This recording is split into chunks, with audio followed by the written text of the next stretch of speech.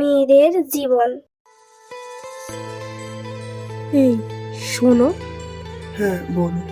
তুমি কি এখন ব্যস্ত আছো? না না, ব্যস্ত নেই, বলো। তোমার বোন 1 সপ্তাহ হয়ে গেল এখানে এসে উঠেছে, এখনো পর্যন্ত শ্বশুর বাড়ি যাওয়ার নাম করছে না। ব্যাপারটা কি? কদিন পর তো এমনিই চলে যাবে। নাকি একেবারেই শ্বশুর বাড়ি দিয়ে তল্পি তলবা গুটিয়েই এখানে চলে এসছে? তুমি একবার তোমার বোনের সাথে কথা বলো। ঠিক আছে, তুমি বলছো যখন আমি একবার ওর সাথে কথা বলবো। কি ব্যাপার, কি নিয়ে এত আলোচনা চলছে? সুজি, তোর শ্বশুর বাড়িতে কি তোর সাথে কিছু হয়েছে? কেন বলো তো? বিয়ের পর মেয়েরা বাপের বাড়ি এসে 1 দিন থাক 2 দিন থাক ঠিক আছে, যদি বলো সপ্তাহ পর সপ্তাহ থাকবো তাহলে কি করে হয় বলো তো? পাড়ার লোকেরা তো নানা কথা বলতেই থাকে, যদিও তুমি তো বাইরে বেরো না, সব কথা আমাদেরই শুনতে হয়।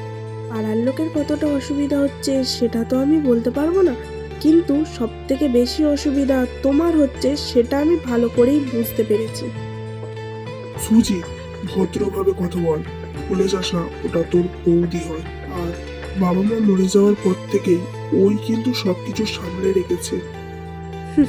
কত সামলে রেখেছে সে আমিও দেখতেই পাচ্ছি, কদিন এসে আছি বলে তাতেই তো তোমাদের এই অবস্থা।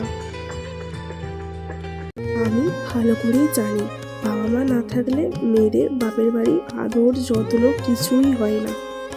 বাবা মা যতদিন মেয়েদের বাপের বাড়িও ততদিন।